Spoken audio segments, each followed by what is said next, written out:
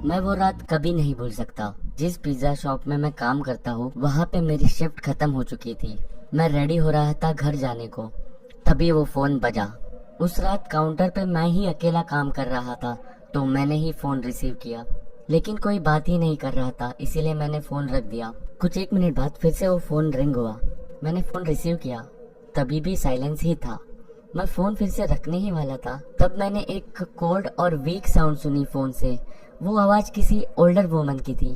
उसने कहा उसे रेगुलर चिकन पिज्जा चाहिए। मैं फोन पे तो शांत रहा, लेकिन अंदर से तो मैं उस बूढ़ी औरत को गालियां दे रहा था। मैं अपनी शिफ्ट खत्म करके घर जाने ही वाला था, तभी उसका फोन आया था। मैंने अपने बॉस को कहा कि कोई तो पिज्जा डिलीवरी ऑर्डर कर रहा है। मेरे बॉस ने कहा मुझे वो पिज्जा डिलीवर करना होगा। पहले तो मैं बहुत अपसेट हुआ, लेकिन मैंने सोचा कि मुझे इसका टिप भी मिलेगा, और बूढ़े लोग बहुत ही ज्यादा अच्छी टिप देते हैं। मैंने एड्रेस नोट डाउन किया और मैंने उसे कहा कि मैं वहाँ पे जल्दी आ जाऊंगा, लेकिन उसने पहले से ही फोन कट कर दिया था। वो काफी स्ट्रेंज था और रूड था।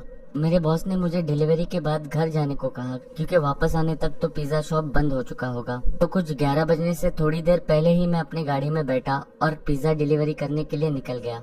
दिए हुए घर का एड्रेस काफी शांत जगह पे था। जीपीएस की मदद से मैं एड्रेस लोकेशन पे पहुंचा। वो काफी शांत और 1 फ्लोर का घर था। मैंने पिज्जा उठाया और घर की तरफ चल पड़ा। वो घर की सभी लाइटें बंद थी। मैंने बेल रिंग की, इसी होप में कि दिया हुआ एड्रेस गलत ना हो, लेकिन रिंग को किसी ने आंसर नहीं किया। मैंने फिर से डोर बेल रिंग की, लेकिन अभी भी किसी ने आंसर नहीं दिया था।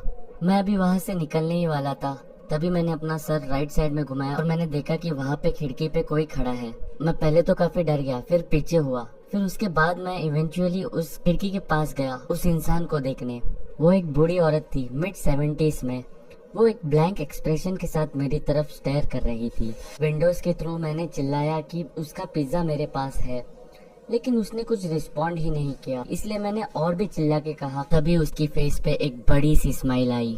वो स्माइल कोई जेन्युइन स्माइल नहीं थी, वो काफी क्रीपी और डरावनी स्माइल थी। मुझे आज भी उसकी स्माइल और वो एक्सप्रेशंस याद है।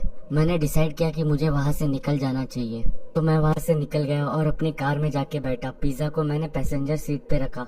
मुझे लगा कि मुझे ये सब अपने बॉस को इन्फॉर्म करना चाहिए। मैंने मेरे बॉस को टेक्स्ट किया और मैंने कार चालू कर दी।